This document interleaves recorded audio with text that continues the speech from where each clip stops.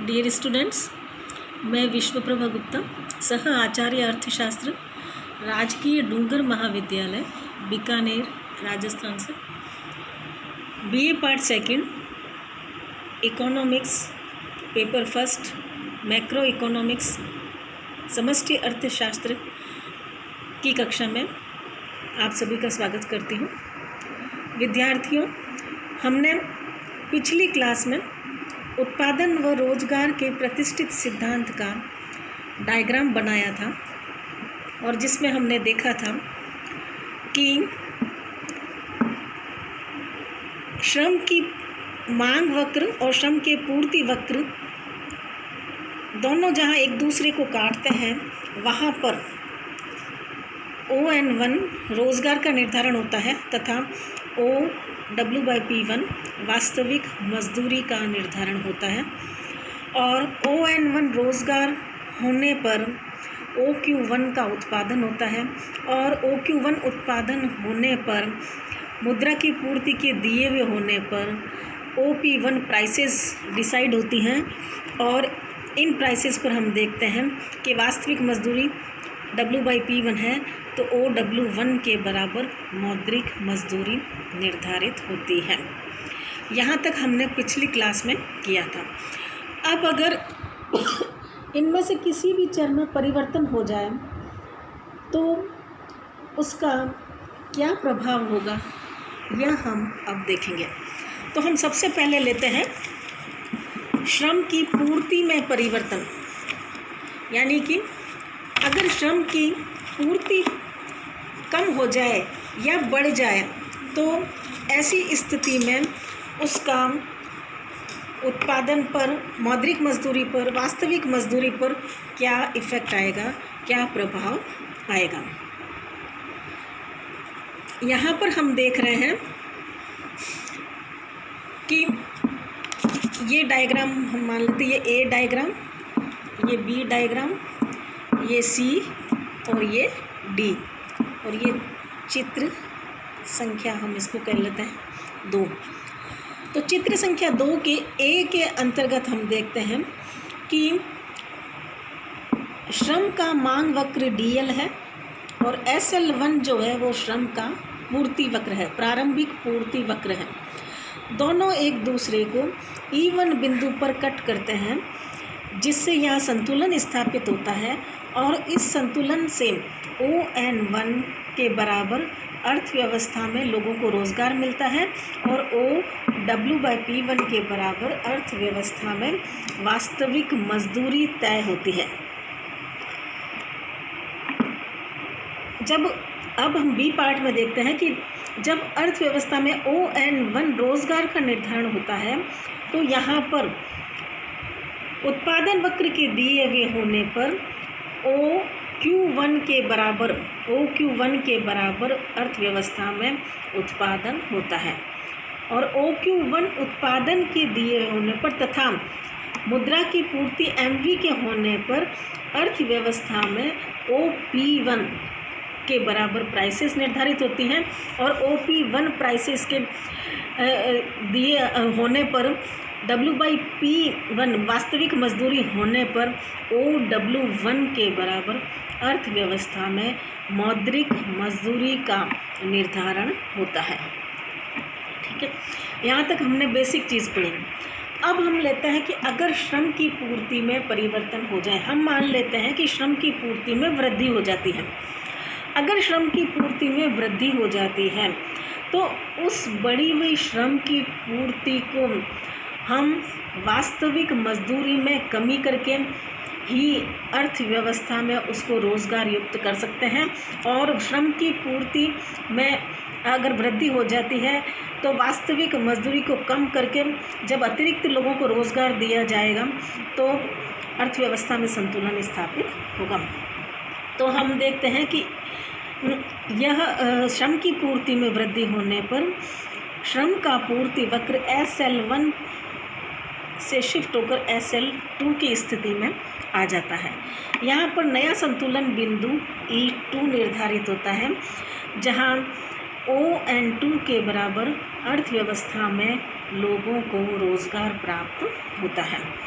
ON2 रोज़गार होने पर, चूँकि अब लोगों की संख्या पहले की तुलना में बढ़ गई है रोज़गार में, तो नेचुरल है कि उत्पादन भी पहले से ज़्यादा होगा। तो हम देखते हैं कि अब अर्थव्यवस्था में उत्पादन का स्तर OQ1 से बढ़कर OQ2 हो गया है। और OQ2 उत्पादन होने पर चूँकि मुद्रा की पूर्ति स्थिर है, उसमें किसी तरह का कोई चेंज नहीं हुआ है, तो मुद्रा की पूर्ति स्थिर रहने पर और उत्पादन के बढ़ जाने पर प्राइसेस जो हैं वो पहले की तुलना में घट जाती हैं और OP1 से घटकर वो OP2 हो जाती हैं। और चूँकि जो है वास्तविक मजदूरी घट गई है, तो वह रेखा OW/P1 से शिफ्ट होकर OW/P2 के रूप में आ जाती है, जहाँ पर हम देखते हैं कि यह जो लाइन है इसको यहाँ पर कट कर रही है, यानी कि मौद्रिक मजदूरी OW2 के बराबर निर्धारित हो जाती है। यानी कि अगर श्रम की पूर्ति में वृद्धि होती है तो क्या होता है, रोज़गार यानी कि बड़ा रोज़गार बढ़ने से क्या होगा, ये रोज़गार कब बढ़ा, जब W/P जो है वो कम हो गई। ठीक है, श्रम की पूर्ति को कब खपाया जा सकता है, जब वास्तविक मजदूरी में कमी की गई। वास्तविक मजदूरी में कमी करने से रोज़गार बढ़ गया, रोज़गार बढ़ने से उत्पादन भी बढ़ गया और मुद्रा आपूर्ति के दिए हुए होने पर प्राइसेस कम हो गई और प्राइसेस कम होने से हम देखते हैं कि W भी कम हो गया, यानी कि मौद्रिक मजदूरी भी कम हो गई। अब चूँकि वास्तविक मजदूरी कम हुई है, तो ये वास्तविक मजदूरी कब कम होगी, जब मौद्रिक मजदूरी में जो गिरावट आई है वह प्राइसेस में आई गिरावट की तुलना में ज़्यादा होगी। यानी कि मौद्रिक मजदूरी में जो गिरावट है that should be greater than the depreciation in prices या डिक्रीज इन प्राइसेस, तो ही वास्तविक मजदूरी जो है वह गिरती भी होगी। तो अगर अर्थव्यवस्था में श्रम की पूर्ति में वृद्धि हो जाती है तो रोज़गार बढ़ जाता है और वास्तविक मजदूरी कम हो जाती है और इस स्थिति में उत्पादन बढ़ जाता है, मुद्रा की पूर्ति के दिए हुए होने पर प्राइसेस कम हो जाती हैं और मौद्रिक मजदूरी भी कम हो जाती है। और वास्तविक मजदूरी में कमी होने के लिए ज़रूरी है कि मौद्रिक मजदूरी में जो कमी है वो प्राइसेस में कमी की तुलना में अधिक हो। यानी कि अगर प्राइसेस में 10% की कमी होती है तो इसका मतलब है कि मौद्रिक मजदूरी में 15% की कमी है, यानी कि 10 से ज़्यादा की कमी हो, तभी जो है W/P जो है यानी कि वास्तविक मजदूरी है वो घटेगी। तो इस तरह से श्रम की पूर्ति में परिवर्तन हमें क्या प्रभाव दिखाता है ये हमने समझा।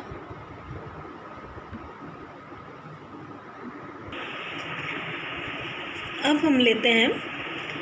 अगर श्रम की मांग में परिवर्तन हो जाए तो इसका क्या प्रभाव होगा। अर्थव्यवस्था में जब श्रम की पूर्ति तथा मुद्रा की मात्रा एवं उसका चलन वेग स्थिर रहे किंतु श्रम की मांग में परिवर्तन हो जाए, यानी कि श्रम की मांग बढ़ जाए,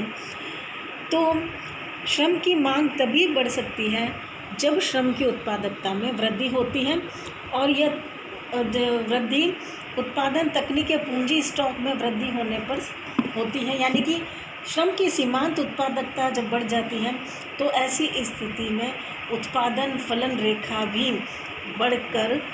जो है ऊपर की ओर शिफ्ट हो जाती है। इसे हम डायग्राम से समझेंगे। सॉरी,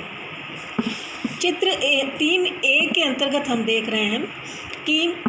BL श्रम का मांग वक्र है, प्रारंभिक मांग वक्र है, और SL श्रम का पूर्ति वक्र है। दोनों एक दूसरे को E1 बिंदु पर काटते हैं जिससे यह संतुलन स्थापित होता है और ON1 रोजगार का निर्धारण होता है। साथ ही OW/P1 वास्तविक मजदूरी यानी कि रियल वेज का निर्धारण होता है।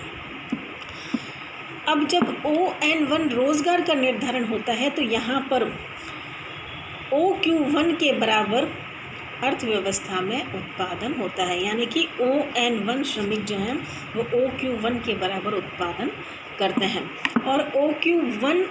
उत्पादन होने पर हम देखते हैं कि MV यानी कि मुद्रा की पूर्ति के दिए हुए होने पर अर्थव्यवस्था में OP1 के बराबर प्राइसेस होती हैं, और OP1 प्राइसेस होने पर W/P1 के दिए हुए होने पर हम देख रहे हैं कि OW1 के बराबर मौद्रिक मजदूरी निर्धारित होती है।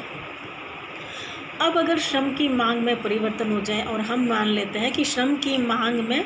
वृद्धि हो गई है, अगर श्रम की मांग में वृद्धि हो जाती है तो श्रम का यह मांग वक्र दाहिनी ओर खिसककर DL1 के रूप में आ जाता है, जहां यह SL को E2 बिंदु पर कट करता है, यानी कि पहले की तुलना में अब वास्तविक मजदूरी दर बढ़ गई है और यह बढ़कर OW/P2 के बराबर हो जाती है, और यहाँ पर रोज़गार भी बढ़कर ON2 के बराबर हो जाता है। इस बढ़े हुए रोज़गार ON2 होने पर उत्पादन जो है वो बढ़कर OQ2 के बराबर हो जाता है, और जब उत्पादन OQ2 है और मुद्रा की पूर्ति स्थिर है तो उत्पादन के बढ़ने पर और मुद्रा की पूर्ति के स्थिर रहने पर स्वाभाविक है कि कीमतों में कमी आ जाएगी और कीमत घटकर OP1 से OP2 हो जाती है, और OP2 कीमत होने पर हम देखते हैं कि कीमत घटकर OP1 से OP2 हो जाती है। तो हम देख रहे हैं कि वास्तविक मजदूरी दर जो कि W/P2 रेखा द्वारा परिलक्षित हो रही है, दिखाई जा रही है, जो कि बढ़ी हुई वास्तविक मजदूरी को शो कर रही है। इस स्थिति में मौद्रिक मजदूरी बढ़कर OW2 के बराबर हो जाती है, और वास्तविक मजदूरी में वृद्धि तभी संभव है जब कीमत स्तर में आई गिरावट की तुलना में मौद्रिक मजदूरी में वृद्धि अधिक हो। तो इस तरह से हम देखते हैं कि श्रम की मांग में परिवर्तन होने पर हम यहाँ चूँकि श्रम की मांग में वृद्धि को ले रहे हैं, तो श्रम की मांग में वृद्धि होने पर अर्थव्यवस्था में रोज़गार बढ़ जाता है, वास्तविक मजदूरी की दर बढ़ जाती है, उत्पादन बढ़ जाता है, और मुद्रा की पूर्ति के दिए हुए स्थिर रहने पर कीमतों में कमी आ जाती है, और कीमतों में कमी आने के साथ ही हम देखते हैं कि मौद्रिक मजदूरी में वृद्धि हो जाती है, जो कि वास्तविक मजदूरी में वृद्धि को शो करती है। तो ये सारा इफ़ेक्ट हमें श्रम की मांग में परिवर्तन होने पर देखने को मिलता है। तो आज हम यहीं तक रखते हैं। Thank you.